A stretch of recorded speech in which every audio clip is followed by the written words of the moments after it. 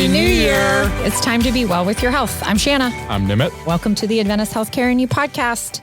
Today, we are recapping 2024. We're going to talk about setting goals for the new year, staying motivated, and the importance of focusing on your health in 2025 and beyond. We'll explore some of our personal goals, some tips on staying on track, and how small changes can make big differences. As we go into the new year, a lot of us begin to think about goals, resolutions, things we want to accomplish. Let's revisit what we had set forth for ourselves at the beginning of 2024, Nimit. Yeah, I think your goal was to spend more time and be more intentional with time with your family, with your personal life, and have a right balance with work as well. Yeah.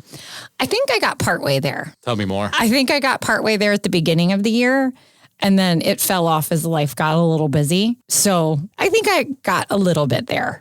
Not as probably all the way as I wanted, but I did definitely set some better boundaries for work and personal time. So I think I got I think I got a little bit there. But I think having that goal probably helps you stay motivated and just be intentional about spending time with your family and just spending time appropriately. Yeah. Your goal, Nimit, was to eat in more and eat out less. Yes. So how'd you do with that? I did great with that, actually. You did? Good for you. Well, it went through waves, right? I think I did well certain weeks and not so well certain weeks. Okay. During the summer, I realized I was going out more to eat or just taking food that were just not healthy. And I had to do a reset during mid-year, saying, you know what, I need to reevaluate what I really want to do. But I was able to cut down 20 pounds this year. So I'm very excited about that. So that's great. Well, and I think that's the thing with goals, right? They don't have to be these huge things. They can be just resetting a behavior or a mindset. It's okay if you don't do it all the time, but if you're setting those intentions ahead of time and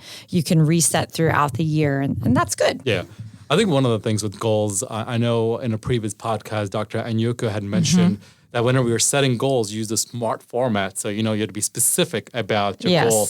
You have to make it measurable. You have to make it achievable and to relevant. Be relevant and timely, right? To make sure. One of the things I like to do is write it down. So this way it's more solidified and I could refer to it at a later point and kind of hold myself accountable as well. Yeah. Does it work all the time? Probably not, but it helps me more, to have that in that format. Yeah. Well, speaking of that, our past guest, Dr. Ogechi Anyoku, who's one of our primary care specialists or physicians in Fort Washington, to our listeners, if you'd like to find these tips, it's episode 34 about being healthy in the new year, I believe. One of her other tips was something that improves your life and adds value. So it doesn't have to be, a lot of people think about losing weight or something like that. Just, it can be something that just adds value, like time or, being intentional about something. So I really liked that too. Yeah, absolutely. The other one was start small, make it easy to achieve. And I liked that, because it can be overwhelming. So start small. Some other tips that Dr. Anyoku mentioned about staying healthy is visit your primary care provider, which is a great recommendation. We hear that consistently from all of our experts across all of our episodes, which is have a relationship with a primary care provider, see them regularly, and regularly can be just once a year if you're healthy and all of that, but just make sure that you check in and have that visit. Yeah. I think one of the more important parts, even that when you get your lab work, when you get your results for your health, just be informed. If something seems off, if your cholesterol is slightly high or it's in the red, make sure you talk to your doctor about what does that mean and what changes do you need to make based on that. My wife and I have this healthy battle going on about our cholesterol levels. We both have a slightly high cholesterol, and every year it's she may have it higher or I may have it higher. But we're trying to make intentional efforts to control that. Yeah. But also just knowing what those numbers mean. Yes. And staying informed. What can we do to help reduce or increase those numbers? Yep. Some of those other numbers that Dr. Anyoku mentioned was blood pressure, your blood sugar or glucose, A1C, cholesterol, and your BMI. So those were some other ones to think about as measures of your health. So, absolutely. Yep. So know those, know what they mean, and know where you are in those. And then to kind of go with visiting your primary care provider, one of her other tips was get annual health screenings. Yes. So make sure you go in and get that physical. And that's where you can find out some of those numbers. And, health screenings change every year. The guidelines change many times. So just making sure you keep up with it, whether you need to have a breast examination, whether you need to have a colonoscopy, That's right. Yep. whether you need to have, other screenings that may be more appropriate for you this year. That's something the provider could help you navigate and recommend. Yep. Other tips to improve your health that we heard from Dr. Anyoku back last year, which are relevant today: alleviate stress. So we still constantly hear about stress and anxiety being an issue in our lives. And so whatever we can do to alleviate that, because that does impact your overall health too. So find ways that work for you, exercise, and give yourself and others grace. Yes. I think all these things are interrelated too, Yes. right? Exercising will alleviate stress, having normal body checkups and screenings will avoid any potential issues that may come up in the future, and hopefully reduce anxiety and some of that emotional stress too that you may see in the future. Yeah. So I think all these are almost related and kind of needs the right balance of all these things, whether it be a 30-minute walk a day, whether it be going for a ride with your friend or playing a small little sport. Yeah. Well, and I like the give yourself and others grace. Like if you're kind to yourself, it might roll into being kind to others. But then also, in terms of like giving yourself a little grace, I, recently started walking a little bit more just because better for me. And it takes some time out. And I'm like, well, maybe I'm not walking enough. Maybe I'm not walking fast enough. Maybe I'm not walking often enough. And so I'm trying to reset my mind and say, I'm walking. And that's a good thing. And that's a great start. So that's how I'm taking that tip there of giving myself a little grace. That's great.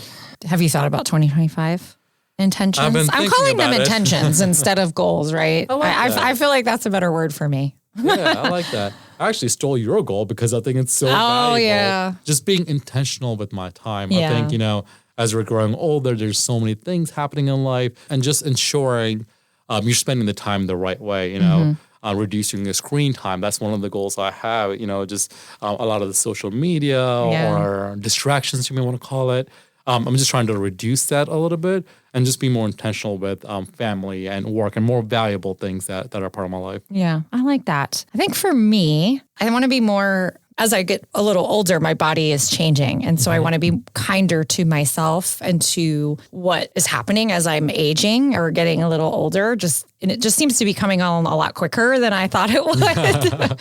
So I want to be kinder, and I want to be, again, more intentional about how I'm spending my time so that I can prioritize health more than screen time or stress time or whatever. So that's for me. And so that's not like all that measurable. Like, I don't know how I'm going to do it, but I just, as I'm getting a little older, I'm like, I need to be kinder to myself and more intentional about what's going to work for me and what gives me happiness or stress relief, and just focus on those versus the expectations of other people. One of the things I'm doing to have it measurable for my screen time is that when I go home, I'm not going to use my phone for more than 1 hour. Okay. That's just my measurable thing I'm doing.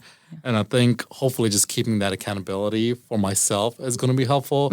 But I think that's something that, people could think about. Yeah. Just having those little goals here and there. Yeah. And maybe it's 2 hours to somebody else, but just something measurable like that. I haven't thought about how to measure it, but I'm just going to be not worried about the expectations and more so think about what works for me. Absolutely. That's mine. So if anybody does want to check out that episode where we're referencing Dr. Anyoku's wonderful tips, check out episode 34. As we start 2025, let's commit to making small changes that would help improve our lives. Remember, it's not about perfection, it's just about progress. If you haven't already, think about setting a goal for next year ahead. It doesn't have to be big or small or complex, just something that aligns with your values and will make you feel better in the long run. We would also love to hear from you, so you can let us know if you like the podcast by leaving a rating or review, or you can email podcast@adventushealthcare.com and let us know what healthcare topics you want to know more about. Don't forget to subscribe to the podcast so you get new episodes. Thank you and be well.